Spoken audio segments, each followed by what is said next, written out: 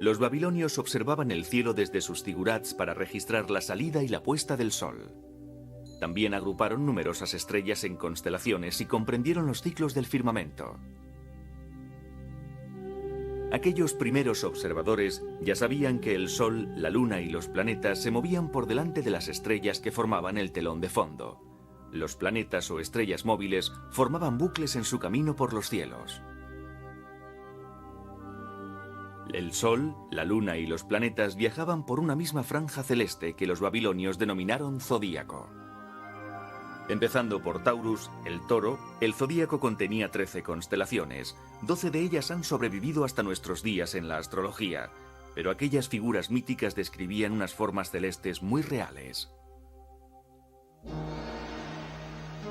Los chinos realizaron observaciones continuas del firmamento durante más tiempo que ningún otro pueblo. Hace 4000 años empezaron a registrar meticulosamente todos los movimientos celestes.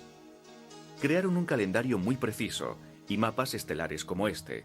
La franja central es la Vía Láctea. Los eclipses solares fueron registrados por primera vez en China. Y sus astrónomos vieron las manchas solares sin necesidad de ningún instrumento. Hace milenios, los chinos contemplaron la aurora boreal. Y fueron los primeros en registrar el paso del cometa Halley, que se acerca a nuestro planeta cada 76 años. Los ideogramas de las tumbas chinas describen los cometas como estrellas escoba a causa de su cola. Los egipcios crearon el calendario que usamos en la actualidad, de 365 días, unos 3000 años antes de Cristo, en la época en la que se construyeron las pirámides. En una tierra desértica, el agua era un bien escaso y preciado, pero los egipcios sabían que con la aparición de la estrella del Can Mayor, Sirio, llegaría la crecida del Nilo. Podría comenzar el riego de los campos que aseguraría la cosecha.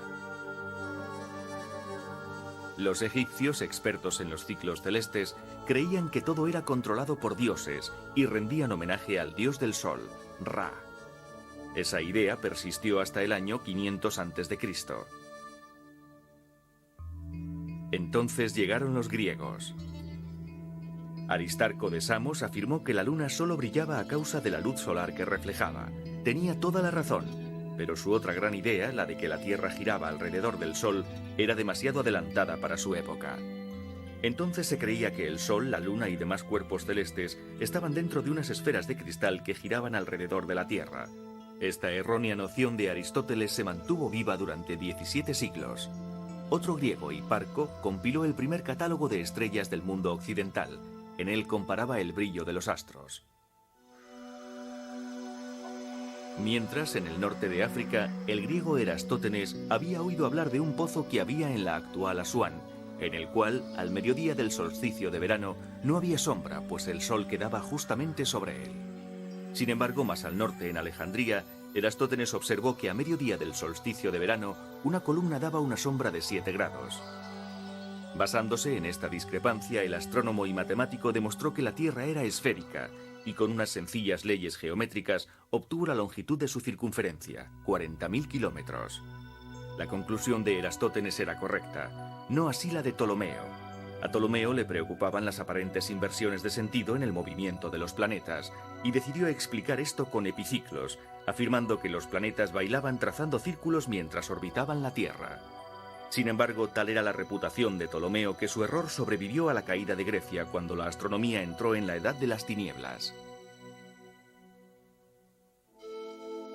En Centroamérica, los astrónomos mayas, arquitectos de las pirámides escalonadas, habían creado un calendario de 584 días. Estaba basado en el ciclo del planeta Venus, al que consideraban un dios. Con Nicolás Copérnico llegó la luz. Él resucitó la teoría de que los planetas, incluida la Tierra, orbitaban el Sol. Pero la Iglesia se aferraba al geocentrismo y las ideas de Copérnico, un clérigo polaco, no se publicaron hasta 1543 después de su muerte. En 1577, el astrónomo danés Tycho Brahe demostró que este cometa estaba más lejos de nuestro planeta que la Luna. Brahe había perdido parte de la nariz en un duelo, por lo que llevaba una prótesis de oro. Pero eso no confundió su olfato ni eclipsó la brillantez de su carrera. Sus precisas observaciones establecieron las bases del movimiento de los planetas alrededor del astro rey. Su colaborador, el alemán Johannes Kepler, definió las 3 leyes del movimiento de los planetas. La primera ley dice que los planetas se mueven en torno al Sol formando elipses, no círculos. La segunda, que su velocidad es variable. Los planetas se mueven a mayor velocidad en la parte de su órbita más cercana al Sol. La tercera ley dice que la velocidad de los planetas es menor cuanto mayor sea el radio medio de su órbita. Esta ley permite a Kepler explicar los bucles que parecen formar los planetas exteriores, como ocurre aquí, cuando la Tierra adelanta a Marte en su órbita. Pisa fue el hogar del gran matemático y astrónomo italiano Galileo Galilei. En 1608, Galileo utilizó el telescopio, una invención holandesa que aumentaba menos que los prismáticos actuales para observar el cielo. Y con él descubrió varias lunas de Júpiter y los cráteres de la Luna. Galileo estudió las fases de Venus e irritó a la Iglesia con su teoría heliocéntrica. A finales de ese mismo siglo, el inglés Isaac Newton descompuso la luz solar en los colores del arco iris, dejando ver su espectro. También desarrolló el telescopio reflectante, en el que se usaban espejos en lugar de lentes para captar y centrar la luz. Y descubrió las leyes de la gravitación universal, una fuerza de atracción que ejercen todos los cuerpos y que explica las leyes de Kepler. Con esto nació la astronomía moderna. En 1781, William Herschel descubrió el planeta Urano. Y ayudado por un telescopio construido por él mismo, dibujó el primer mapa de la Vía Láctea. Herschel dedujo que lo que se veía en el cielo era la cara lateral de una galaxia en forma de disco, pero no fue hasta mediado el siglo XIX cuando Lord Rosse reveló la estructura espiral de ciertas galaxias. Él hizo este boceto de la galaxia del Remolino en el castillo que poseía en la isla de Irlanda, donde tenía el que fue el mayor telescopio de la Tierra durante medio siglo. En las últimas décadas del siglo XIX surgieron 2 nuevos descubrimientos. El primero fue la espectroscopia, desarrollada a partir del descubrimiento de Newton, que permitía analizar la luz procedente de los cuerpos celestes y así descubrir la composición química de dichos cuerpos. El otro fue la fotografía, con la que se podían tomar imágenes de cometas y de la situación de las estrellas. Ya en el siglo XX, en 1917, se inauguró este telescopio de 100 pulgadas, el Hooker, situado en el Monte Wilson, en California. Gracias a él, el astrónomo estadounidense Edwin Hubble hizo un gran descubrimiento acerca de las galaxias, que se estaban alejando unas de otras. El universo se expandía.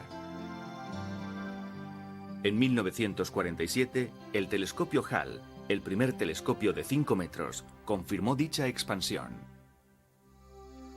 En esa misma época nació la radioastronomía, el estudio de los astros a través del análisis de ondas no visibles. Con la era espacial se pusieron en órbita observatorios que, libres de las interferencias atmosféricas, podían examinar las ondas infrarrojas y ultravioletas, así como los rayos X. El telescopio Hubble proporcionó la misma precisión en el campo de la astronomía óptica. Las imágenes que enviaba el Hubble eran asombrosas. Habían sido captadas por un nuevo detector electrónico, la cámara CCD.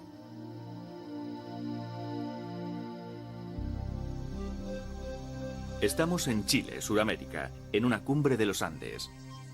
Aquí 4 telescopios se unen para formar el VLT, siglas en inglés de telescopio muy grande, lo último en astronomía óptica. A pesar de estar sobre la superficie terrestre, las imágenes captadas por estos instrumentos rivalizan con las del Hubble en calidad. Sus espejos, de más de 8 metros de diámetro, les proporcionan una enorme cantidad de luz. El VLT capta las imágenes ayudándose de nuevas tecnologías, como la óptica activa y la óptica adaptativa, que compensan los movimientos del telescopio y los efectos de nuestra resplandeciente atmósfera. Estas son las primeras herramientas astronómicas del siglo XXI.